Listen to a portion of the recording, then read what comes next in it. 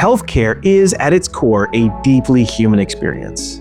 Our health shapes every aspect of our lives and the lives of those around us, making it profoundly personal. So, what happens when this inherently human industry intersects with cutting-edge technology? The result is not only fascinating, but at times can be deeply, deeply impactful. Today, we're diving into the transformative role of technology, specifically AI in healthcare. And we couldn't have two better voices to guide us through this exploration. Joining me in this conversation is Brendan Fowkes, Global Industry Technology Leader for Healthcare at IBM, and my Converge colleague, Hanna Aljaliss, Vice President of Artificial Intelligence. Both are not only experts in understanding AI's impact on healthcare, but also bring a unique personal perspective with loved ones who've spent their lives in the healthcare field. In most industries, the appeal of AI often lies in its ability to save time. But in healthcare, time couldn't be more vital. Time saves lives. It's the lives of the patients and the lives of those you care about. Developing AI solutions in this space isn't just innovation. It's a profound responsibility, a task that carries both urgency and reverence. Hanna, Brendan, good to be with you. Brendan, could you start by introducing yourself and sharing a little bit about your current role at IBM? Thank you. My name is Brendan Fowkes, and I'm our global industry leader for technology for the healthcare industry. So that includes all of payers, providers, governments, life sciences on a global scale, and how we use technology to solve business problems for those customers. And you've been in this space for a while, right? Yeah, I'm approaching my 30th year in some form of healthcare information technology. Started as a cache programmer writing HL7 interfaces for billing, accounts receivable, ambulatory physicians.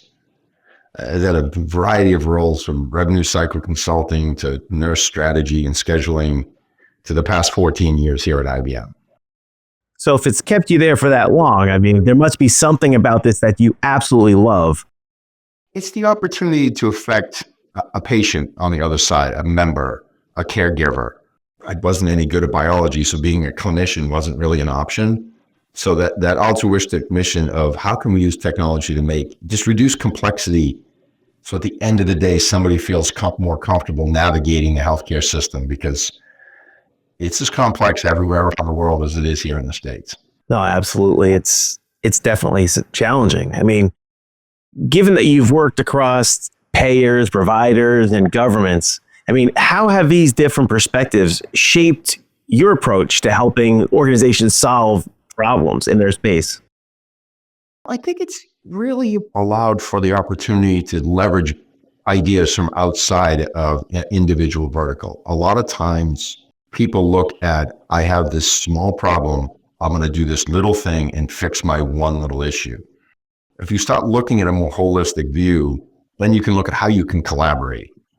And that's some of the things we're talking about now. We're using this sort of coining this term called collaborative AI. And how can we start to pull the members of the ecosystem together in order to affect change?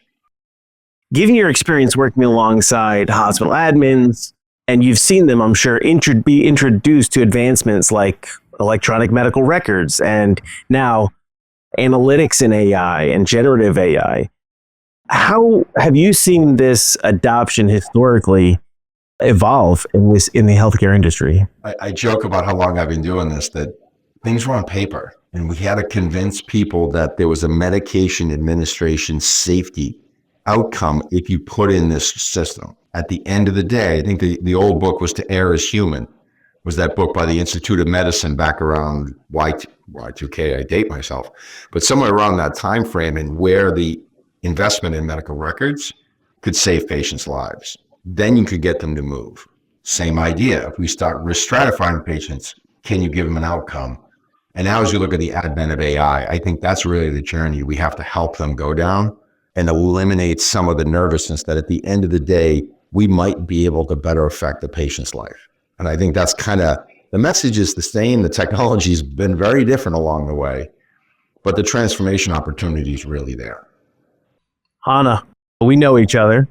But for our audience, would you mind sharing a little bit about yourself and what is your current role here at Converge? Thank you, Jonathan. My name is Hanna Aljaliss. I'm the Vice President for Cloud Data and AI here at Converge. So I have the privilege of sitting at that intersections of the three superpowers of innovations, cloud data and AI. I work with our customers to harness the power of these great technologies to build new solutions or address some challenges that they face today in their business. I know the topic today is about healthcare, so healthcare is a primary focus for us here at Converge. I personally spent a great deal of my career building solutions and innovations in this industry, whether for payers, providers, or pharmaceutical industry. Based on our conversations earlier, Brendan, I know your mother was a nurse, and Hanna, your wife is a physician. My mother and sister-in-law are all nurses. I know I definitely have a unique perspective, but I'd love to hear your unique perspective on how that's informed how you've advised your clients. I think it is one of those things, and I think Hanna and I have talked about this numerous times because the collaboration between IBM and Converge is awesome, is the way that whatever we do, how can we make a caregiver's experience a little better? As someone who wrote some of the early systems, that was not what we did. I don't think we made their lives easier. There's been a lot of advent to try to make it a little bit better and a little bit easier from the clinicians.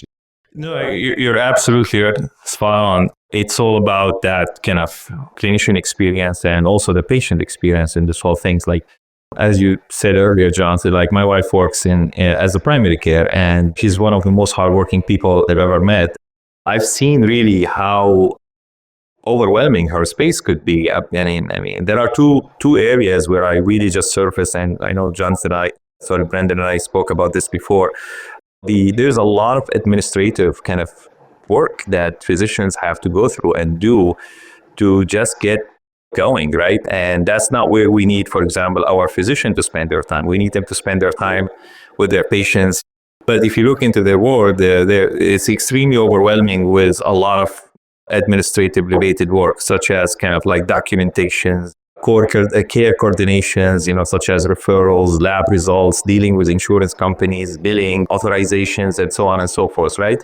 I read an article the other day that says like on an average, like for every hour a physician spent with their patients, there are 2 hours of administrative work that they actually have to do to get by and get paid and get the process going, right? So that's really shouldn't be the case. I mean, we agree that technology could solve a lot of these administrative work that clinician has to go and do on a daily basis. I think we're living in a moment where I think we have technology that now started to get introduced into different aspects of this in this domain, which can actually become a game changer.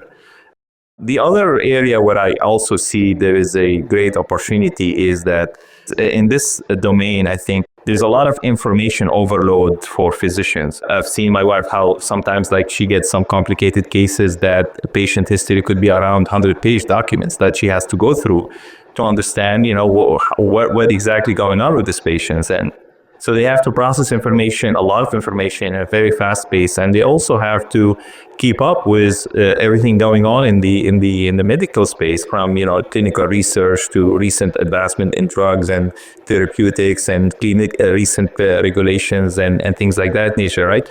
So trying to kind of simplify access to information to doctors and physicians and could be also a game changer for them to help them make better clinical decisions and help them, of course, improve the outcome of their patients and the people who they care for. The goal of a doctor, right, is to help their patients. They do need that time to invest in understanding what's going on. And I can definitely see how, while administrative tasks are necessary, they also can hinder them from doing the thing that they love the most. Speaking of things that people love the most, Hanna, can you tell me about a project that you're particularly proud of? As I mentioned, I spent a great deal of my career working in this healthcare industry. So earlier in my career, I actually worked on large projects for a large pharma company to streamline their order to cash process. in particular around what they call it specialty drugs. Those are kind of drugs that are considered time sensitive and critical in the sense that they have to be delivered in a very fast timeline in order to address some kind of severe cases. Like, for example, one of the drugs or medications that this company used to manufacture is really around a rare kind of bleeding disorder disease called hemophilia, which is basically some sort of a disease that prevents blood from clotting when you get a cut or when you get basically severely injured. And like if people basically have this kind of disease and they don't get the medication on time, this could be a life-threatening situation. So the project we worked on was to streamline, in partnership of course with IBM back then, in 2008 actually. We implemented an integrations between all these different systems, their order system, their billing systems, their warehouse systems, and bringing all these kind of like system together to streamline the process. And one of the most rewarding and like these profound moments in my career, when we delivered the projects and it achieved the outcome, we got a note from the CEO of that company thanking us and showing his gratitude for the solution, and basically saying that, I don't know if you guys realize that this is really not just about the technology and the fun of the technology. There are people you're saving their lives by getting their medications to them on time faster than what we can do today. So that moment, that kind of email that we got was that aha moment in my career where I realized like healthcare is a domain that any impact or any solution you deliver or any innovations you build in this domain could have a profound impact on people's lives, and in some cases saves lives as well. So that's why I started to get passionate about this domain and building solutions in this domain, because it has this amazing impact on people's lives. Yeah, I guess when improving the bottom line is improving people's lives and increasing their lifespan, that's a game changer, right? Yeah, it's one of those things you can do good and do well at the same time. So if we were to step into a time machine for a moment, you've both been in the field for a while. How have you seen AI, machine learning evolve in healthcare since the beginning of your career to now? So I think the big thing is early in the career, the data wasn't available to do real innovation. The innovation was around process transformation. It was people. You studied the nursing workflow, you studied the health plan workflow, and you tried to improve the people because you didn't have the data.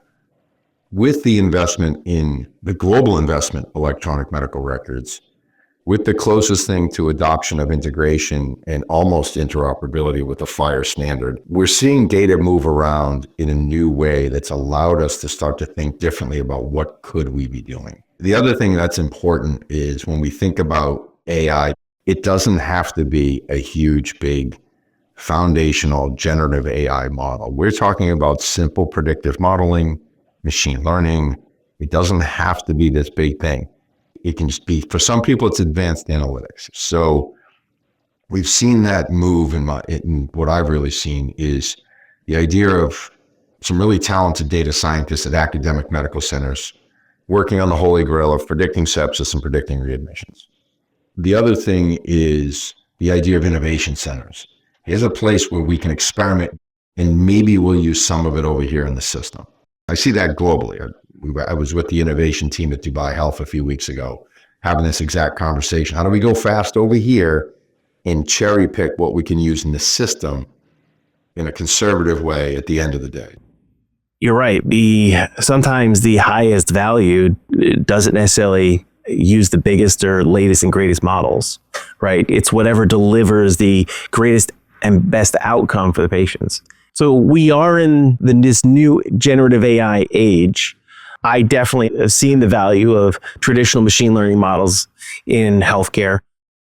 Can you share examples how you've seen generative AI transform workflow automations in healthcare, whether it's in their care or administrative process? It's a very exciting time that we live in, right? And I can mention innovative solutions that we also worked in partnership with Brandon and his team on a year ago or a couple of years ago around prior authorizations. Just to give you an example, like prior authorization is a use case that has been available forever, right? In the healthcare industry, it's a cost control mechanism put by health plan to ensure doctors don't overprescribe some sort of costly procedures.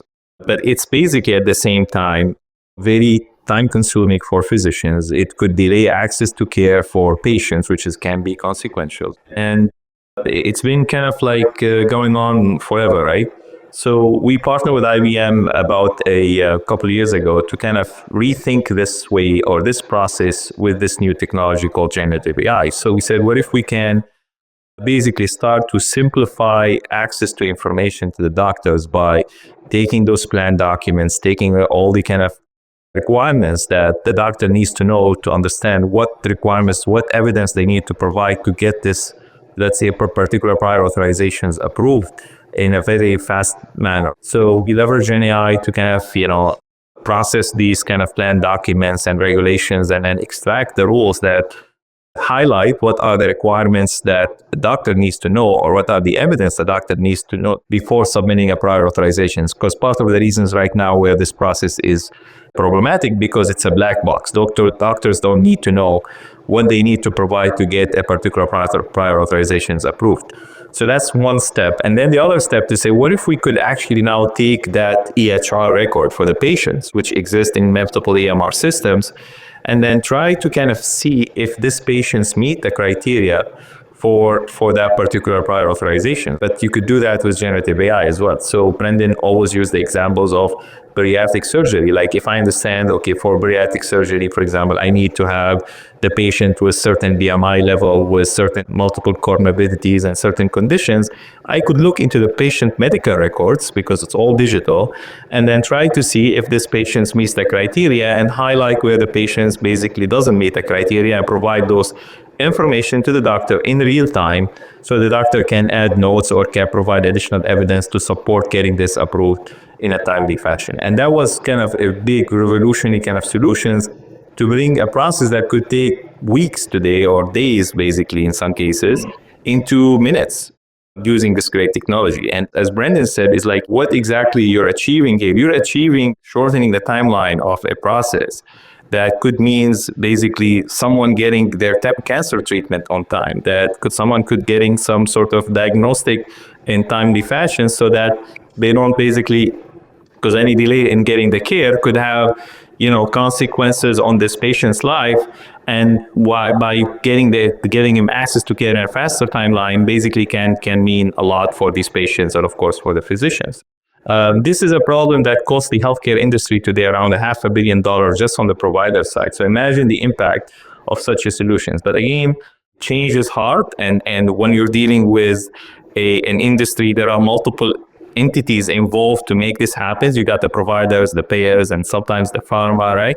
All of them has to come together to adopt such a concept or such a solution. So despite the fact that technology is available and the solution is available, just getting the change done in time and integrating all these systems is really where the challenge could be around something like that. Yeah, and I think the important thing, the automation opportunity with that is, this is for a really complex patient. You mentioned a cancer patient, multiple comorbidities. There should be collaboration between the two teams. If they're not wasting their time on the simple tasks, then they can actually have a plan and collaborate to provide a better outcome to a patient. That's what they all want to do, as a better outcome at a lower cost. But everyone gets lost in the simple and almost, how do we automate the happy path, for lack of a better way of putting it? How do we get some of these simple ones out of the way? Bariatric is not simple, but it's something that could probably be automated 85, 90% of the time easily, and it's not. So both sides of the fence are wasting time asking for prior auths that aren't needed, working on ones that should be easy, and you just sort of go in circles. If we can eliminate that, that's going to allow that collaborative ability on these complex patients with deep family histories, everything, for them to actually work together and have the bandwidth to do it.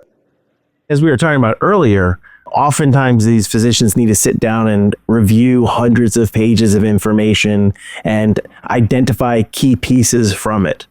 So what I hear you saying is that this technology is an accelerator to helping them find those critical pieces of information, potentially automating it, but at the very least, it's decreasing the amount of investment into just looking for things and quickly bring things to their attention so they can focus on crucial problems and provide better care for patients.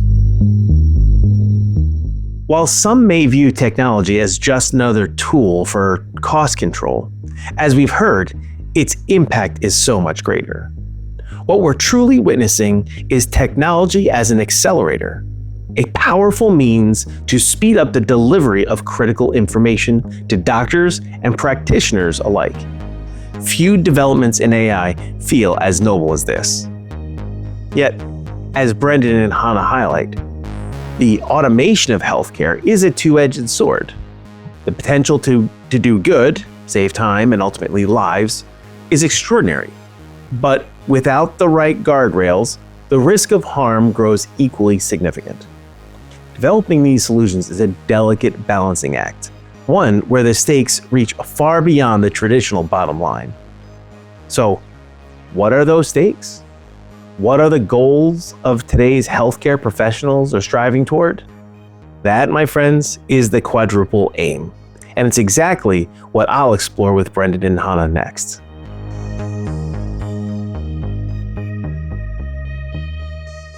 So when we were preparing for this podcast, we were introduced to the Quadruple Aim, which is built on its predecessor, the Triple Aim. For listeners who are unfamiliar with this, can you explain what the Quadruple Aim is and how AI influences the areas it addresses? Yeah, and I think this is an important one. And this is one, back to that global point of view, is it doesn't matter how healthcare is funded and financed. At the end of the day, the goal is the same. We want to improve patient outcomes. We want to decrease costs because it doesn't matter who's paying for it. We want to increase access, that people can get care they need. And then the last one is the experience. So that was the initial Triple Aim. And then they added the experience from both the patient and the caregiver. So at the end of the day, it doesn't matter who I've talked to anywhere in the world. That's the end goal. It all comes back to that. It can be a large publicly traded health plan here where, yes, shareholder value matters, but the only way to drive shareholder value is somewhere moving the levers on one of those four major initiatives. I was working with the Veterans Administration. I was talking to one of the innovation leaders at one of the VISNs, and he goes, remember, if we do something, think about a surgical glove blown up. If you squeeze two fingers, that air goes somewhere, and the experience gets bad for somebody else. So you have to be thinking holistically, just because you made something better here, what is the downstream effect to the rest of my organization? And are you going to burn out nurses over here because you made these scheduling people's jobs better? This fourth point helps us reflect on the people that are helping other people's lives, improving their lives as well. And improving those caregiver lives. As many people know, healthcare is a heavily regulated industry, obviously because of all the sensitive information that's there, right? Cybersecurity is crucial in 2024, 2025, and keeping things safe and secure is critical. Implementing AI in sensitive areas like diagnostics or patient data management has its own unique challenges. What do you see as the key ethical considerations that people need to be concerned about? Obviously, there are many things here, but the three most important things is, of course, like we know about data privacy, right?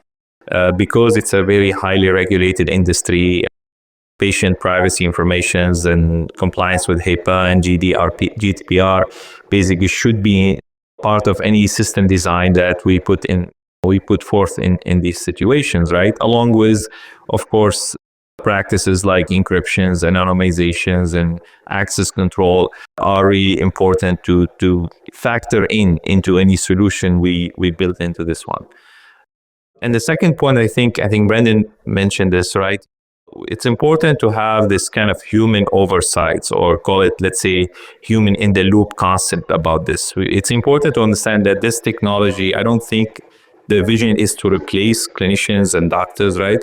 It's more to kind of improve their quality of care and improve their lives and be more efficient, right? So having that human in the loop concept or design in mind as we build this system is always essential. And the third important things in my mind is transparency or explainability.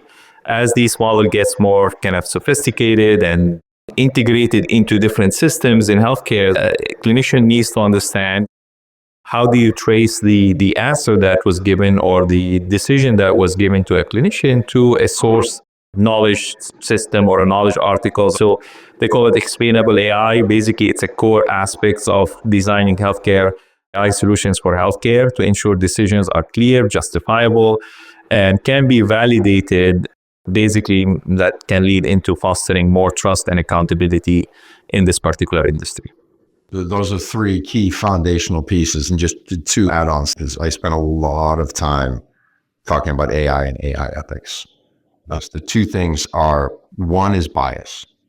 There's no data set in the world that's probably more systemically biased than healthcare data, of access, affordability, all the things we're working on fixing. And we did a project around an ED admission for uncontrolled diabetes 3 months in advance with a large health plan about 2-3 years ago. And when we got all excited, we finally sat down and said, okay, now we're kicking off this project. The project manager said it best. He goes, I don't need a model that's 92.5% accurate for one population. I need something that's 78.6% accurate for all the diverse populations that we serve. Because right now my care managers have nothing, so they'll be happy with that. We got to 81.6. But it was a great mindset to remember that you have to really study the data before you deploy anything to ensure you don't run into it. Because historically, a lot of healthcare data was based on people that look like mid-50s, employed Caucasian person. And that's affected the way they care for women, let alone. So there's a lot of these things, and that's just so out there now. But how do you automate that? And then the last thing on the ethics is governance and compliance. Hanna mentioned HIPAA, GDPR. There's now the California Patient AI Privacy Act. That is law. Connecticut's about to pass. Colorado passed. There's 16 states, either with something already passed or something about to pass. And you have to monitor all of that and stay compliant. So if you're one of these huge health systems, you have to monitor for every state. Health plans, you have a customer like Boeing, they probably have employees in every state.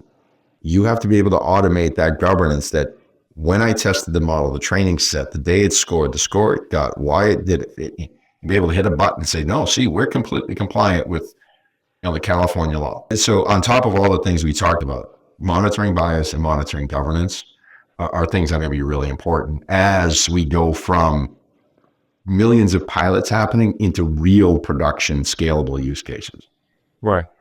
And it's important, one of the impediments of adoptions in AI in this industry, because there's still like a lot of lack of regulations, a lack of guidance from government agencies about how basically to adopt it in a responsible and ethical fashions, and what are basically the liabilities some of these companies may have leveraging these models, let's say in a front office situations or some sort of mission critical situation. So I think I agree with that. As we start to see more states and of course, hopefully the government start to set forth how those systems should, how the AI should be adopted in this particular industry, I think we're going to start to see more adoptions and wider kind of scale of use cases in place as well. Both of you have helped build solutions in healthcare industries, and over the past 8 years, I've helped in healthcare and others build solutions that leverage machine learning and AI. What advice would you give to those working with healthcare professionals to ensure, as they work with the teams building them solutions, how do they better collaborate to build the right solution? Like you said, Brendan, there's a model built for 91%, but in reality, the level of value really was just at 78%. It sounds like you need good collaboration from those on the AI side that know AI and those that know healthcare. Yeah, I think you just said it. The word you need is collaboration. And the people that are going to adopt this need to be involved early. You see a lot of forward-thinking organizations have sort of innovation days. Everybody come in and tell me what you think you might want to do. because there's no lack of use cases now. I've been on calls. They're like, yeah, we have like 200 of them. Okay, well, that's not even remotely a good place to start. But the collaboration between the business and IT, for one, the business value. What are we going to make, whether it's patient outcomes, cost, experience, whatever, and then the feasibility. It's really an approach of building the right solution that's feasible to deploy, because if it's based on data that you really can't get and it's going to be really expensive, it's somewhere in a different system or someone doesn't have it, it's not feasible. You could do a pilot on 40, 50 patients, but you can't scale it to 200,000, cost, whatever. Really understand the feasibility at the end of the day. But it is a collaboration, 100%, of what are we going to innovate, what are we going to automate, and who's going to see the value? And then actually, can we do it? Indeed. So if I handed you a magic wand right now to create the ultimate AI solution for one of the challenges that you've seen, what would you wish for and why? It's a great question. It's actually in the nirvana of this idea of basically the future of AI and healthcare, right? So if you think about it, like we as a human, we generate tons of healthcare related data, whether, from, let's say, going to see a doctor's, doing, let's say, some imaging, your lab results, data coming from your wearable devices, from your phone, everything, right? So on average, I think a human generates around between 500 to 800 megabytes worth of data annually, right? And if you look into all this data, it's kind of scattered all over the place. It exists in some sort of EMR systems. We have many of them. It exists in some clouds and exists in your devices, exists everywhere, right? So in my kind of nirvana world of healthcare, like integrating all these different silos of data sets across you as an individual, and then putting AI on top of it to provide you a more personalized kind of health plans and kind of tailored diets for you, and then providing the same information to your doctors to help them understand more about you as an individual, and then help them make better decisions for your health. I mean, this could be like a game changer for the industry. And again, it's we're talking about the magic wand, right? I know it's a super complex things because your data is the key to that. And if we find a way to kind of bring all these silos data that exist right now everywhere into a place where you can now put AI on top of it and start to bring some innovative and great insight out of it, this could be my ultimate dream in this particular domain. So I don't know, Brandon, what do you think? I love that use case, because I think if there's been 100, there's probably 500,000 personal health apps on the App Store, Google Store, whatever you want to call it. But they fall down because of that lack of data. I use some things like Strava, Map My Ride, things like that. Those are helpful, but if there was a more comprehensive view, it would help even further. I actually think of more of people like Hannah's wife. Because you think about a primary care doctor, they walk in, and that 1 hour for patient, 2 hour administrative, they have so little time. They have 15 minutes with Jonathan.